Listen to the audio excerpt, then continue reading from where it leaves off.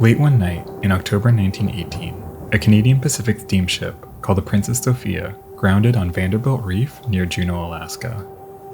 The following day, several rescue ships arrived on the scene, but the Sophia's captain declined to order an evacuation, even during the brief windows of calm weather. As conditions deteriorated and night fell again, the rescue ships were sent away. When they returned the next morning, the Princess Sophia was gone, having dislodged from her perch on the rocks and sunk. Only her forward mast was still visible. The tragedy killed all 364 people on board, making it the deadliest maritime accident in the history of Alaska and British Columbia.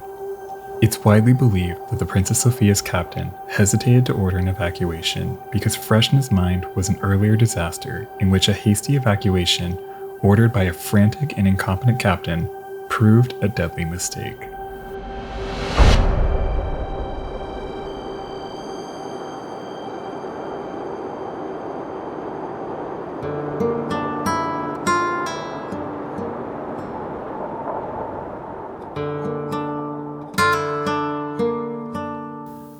In August 1894, a man named Charles Peabody and 5 other associates formed the Alaska Steamship Company to transport passengers and cargo to the District of Alaska.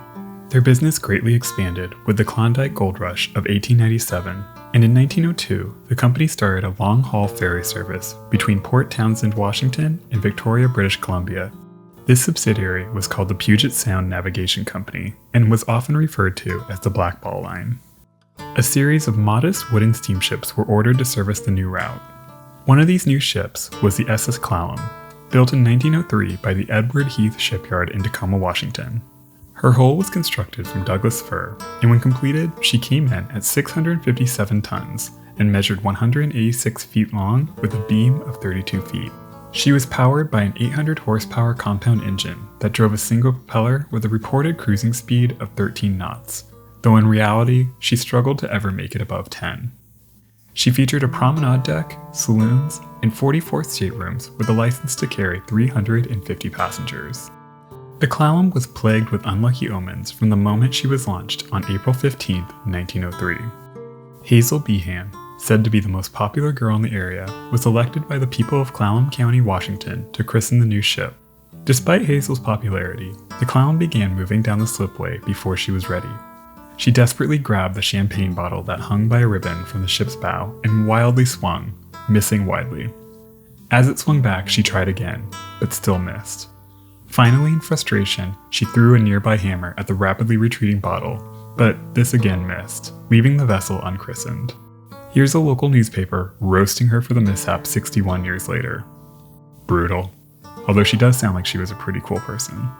After the launch, when the stars and stripes were raised on the new ship, they were accidentally raised upside down, the international signal of distress. But the Alaska Steamship Company seemed confident in their new ship, carrying only collision and fire insurance, but no insurance against wreckage. And while the company had a somewhat solid safety record, the Clallam lacked even the legally required distress rockets. She entered service on July 3, 1903, and was captained by 53-year-old George Roberts, one of the co-founders of the Alaska Steamship Company. While Roberts was a veteran West Coast mariner, his record wasn't without incident, having wrecked a vessel called the Dorego near Juneau a few years earlier. The Clallam had a rocky start, suffering a number of issues, including a cracked rudder and engine troubles. In December 1903, her engines failed, sending the vessel drifting towards some rocks. Captain Roberts was apparently slow to respond to the impending disaster, and the situation was only resolved when the engine miraculously restarted at the last minute, narrowly avoiding disaster. This moment of luck was rare for the Clallam, and less than a month later, the omens that hung over her launch would soon come to pass.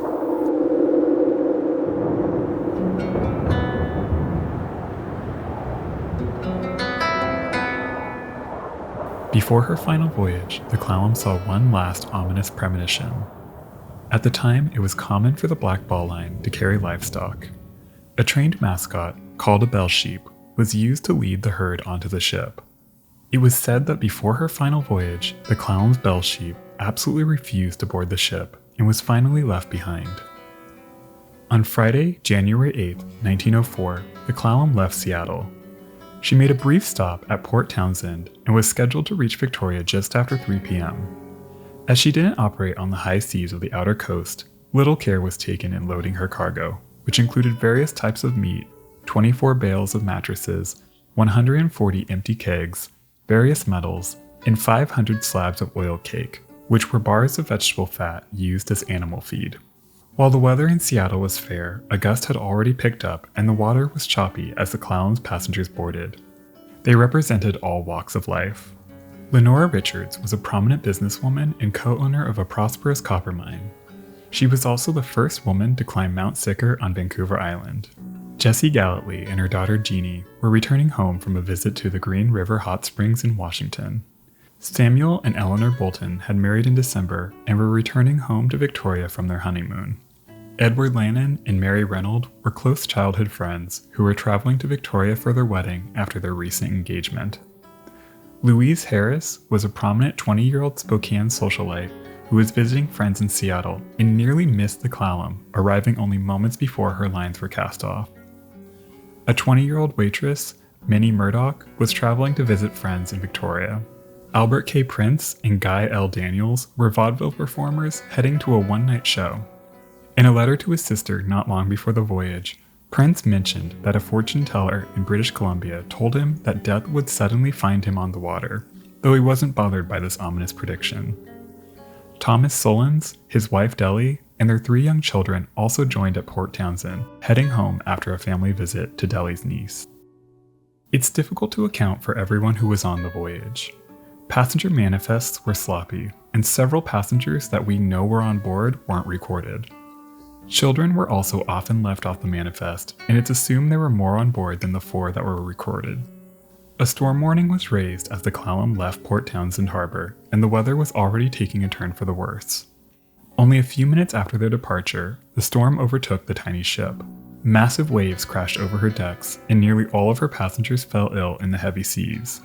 As the ship rolled, saloon steward Archibald King passed through the engine room and noticed water on the boiler room floor.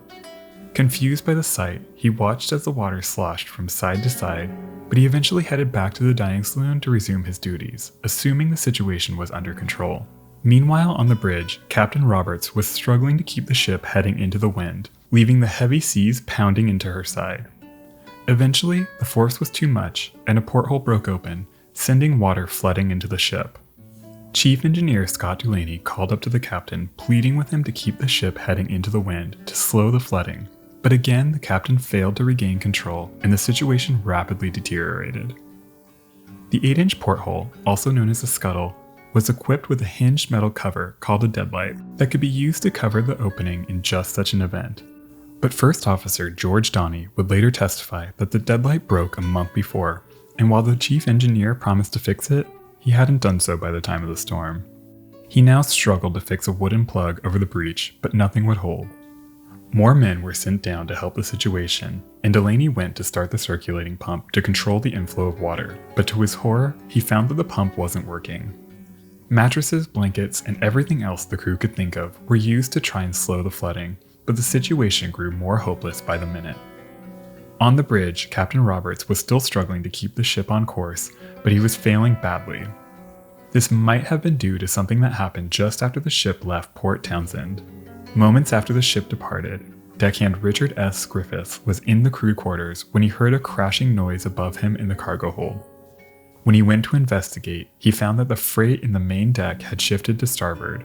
He summoned a few other men and they struggled to rebalance the cargo as the ship rocked violently, sending coal and oil cakes everywhere. Captain Roberts finally went below to inspect the damage, but by this time, the broken porthole was well underwater, making it impossible to plug. When he entered the engine rooms, he found 3 to 4 feet of water, high enough to spill into the fireboxes, extinguishing the flames. In a panic, Roberts raced topside, convinced that his vessel was only moments away from foundering. His next decisions would prove fatal.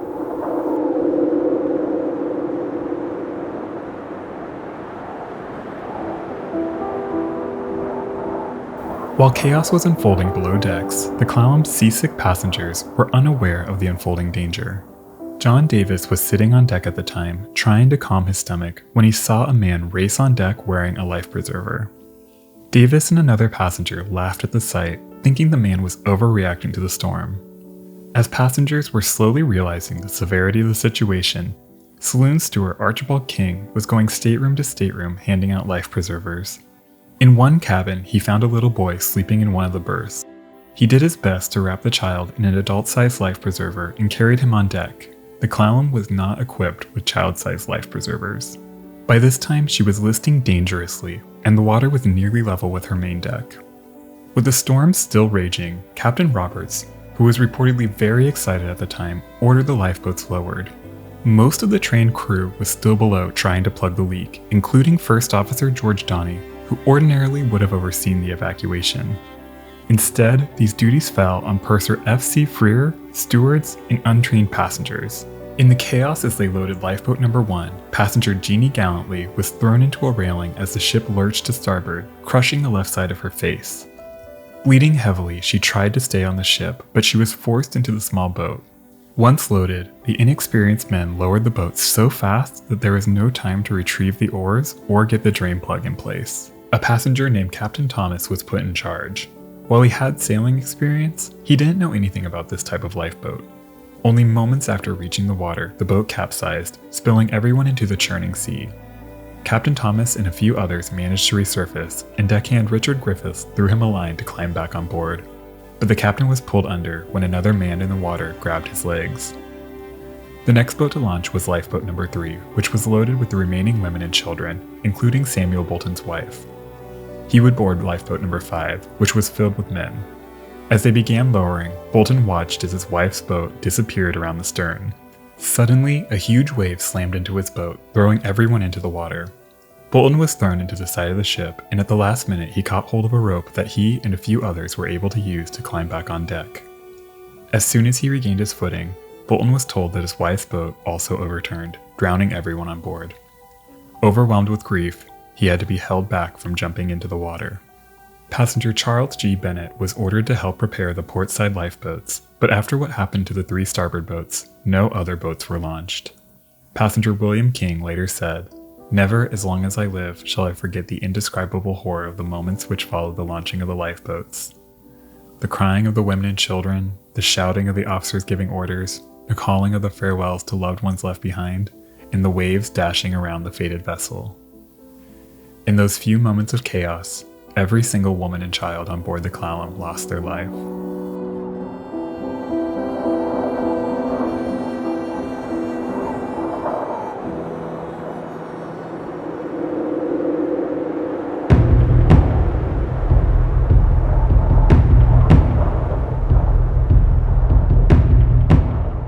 With 3 lifeboats gone, the men left on board the Clallam desperately searched for a way to slow the sinking. In an echo of the ship's ominous launch, someone turned her ensign upside down to signal distress, but when Captain Roberts saw the signal, he demanded it taken down, seemingly in some sort of denial of the dire situation. The captain's poor judgment was on display throughout the ordeal. When the ship began taking on water, deck boy Harold Jensen recommended that they throw cargo overboard to lighten the ship, but the captain ignored the recommendation. Now, with respect for the captain dwindling, Jensen and the rest of the crew began unloading every piece of cargo they could find to help keep the doomed ship afloat as long as possible. While earlier she seemed only moments away from foundering, as dusk began to fall, the Clallam was proving herself more seaworthy than expected. First Officer Donny and deckhand Richard Griffiths attempted to get the pumps working by hand, but when they proved useless, Griffiths suggested that they form bailing brigades to slow the flooding. Soon, every passenger and crew left on the ship formed 3 crews, 1 forward, 1 aft, and 1 midship, and began the difficult task of passing buckets of water from the lower decks up and out of the ship, buying valuable time as they waited for rescue. By this point, the oil cakes from the cargo hold had moistened, and while most of them had already been thrown overboard, their slippery residue remained all over the deck, making the task of bailing water even more challenging as the night dragged on. Earlier in the day, just after 3 p.m., Clallam's scheduled arrival time, the Alaska Steamship Company's Victoria agent, Edward E. Blackwood, made his way to Clover Point to search for the missing ship. He soon spotted the Clallam just a few miles away, rolling heavily in the waves, clearly in distress.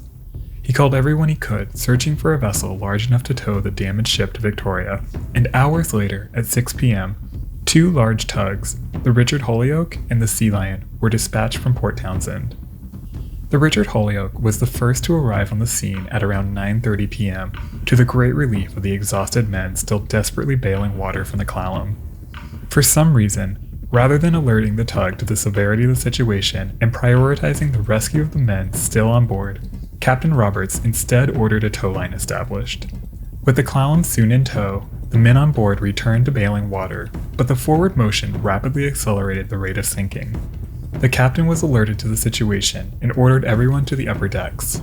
At the same time, the Sea Lion arrived on the scene. Everyone on board the Clallam begged Roberts to hail the tug and have her rescue the men from the almost completely submerged ship.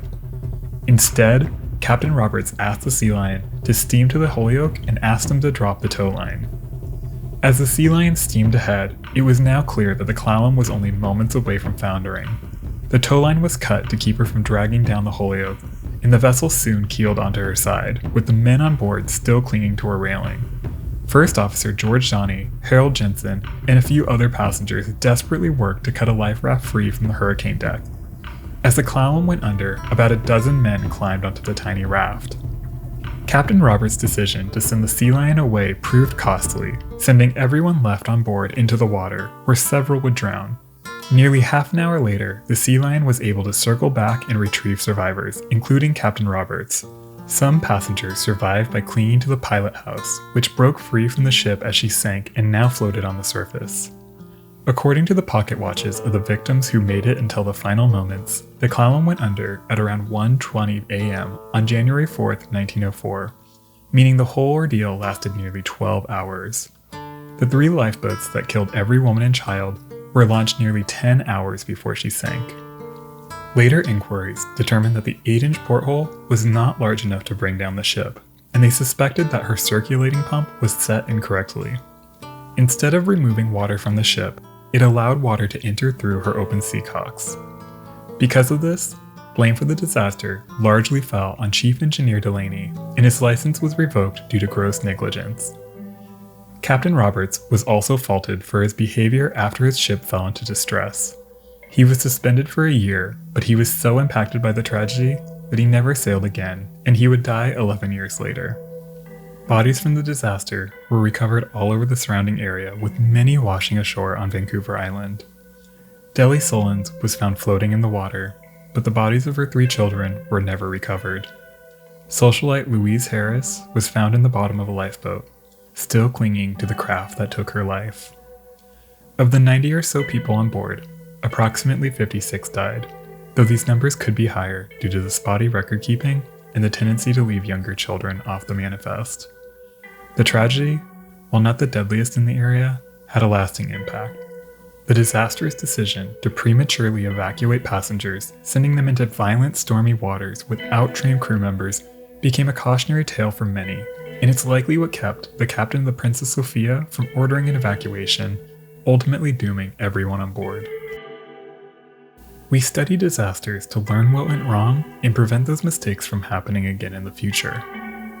But what happens when we learn the wrong lesson? Sometimes the greatest mistakes are made when we think we're being cautious.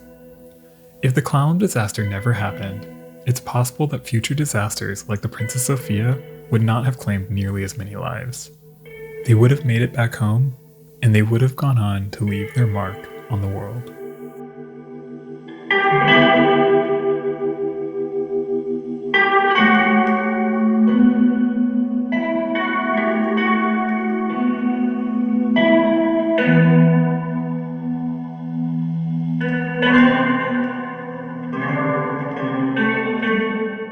Thank you so much for watching.